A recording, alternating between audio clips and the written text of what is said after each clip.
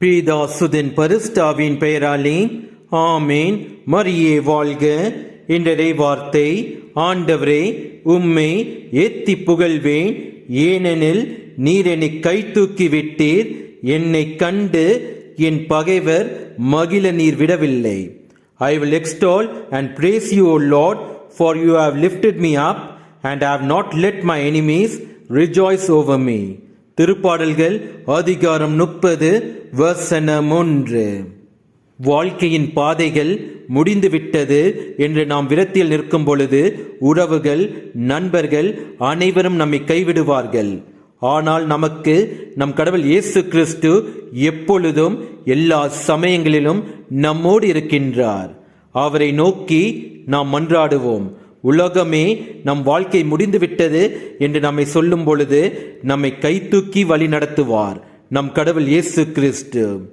இயேசுவுக்கே புகழ். மரியே வாழ்க. ஆமேன். இரவுக்கும் எல்லையோர் விடியல் அன்றோ, முடிவாக வெல்வதும் நன்மை அன்றோ. இரவுக்கும் எல்லையோர் விடியல் அன்றோ, முடிவாக வெல்வதும் நன்மை அன்றோ. தளராது வாழ்வோம், அருள் அணையாது காப்போம்.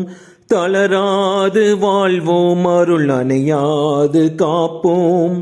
என்றென்று முன்னாசீர் கொண்டு வரும் நல்வாழ்வை கண் முன்னே கொண்டு. இயேசுவே இயேசுவே இயேசுவே இயேசுவே, நீ எந்தன் பாறை என் அரணானே. இயேசுவே, நீ எந்தன் உள்ளத்தில் அணையாத தீபமே, அணையாத தீபமே. இயேசுவே இயேசுவே இயேசுவே இயேசுவே.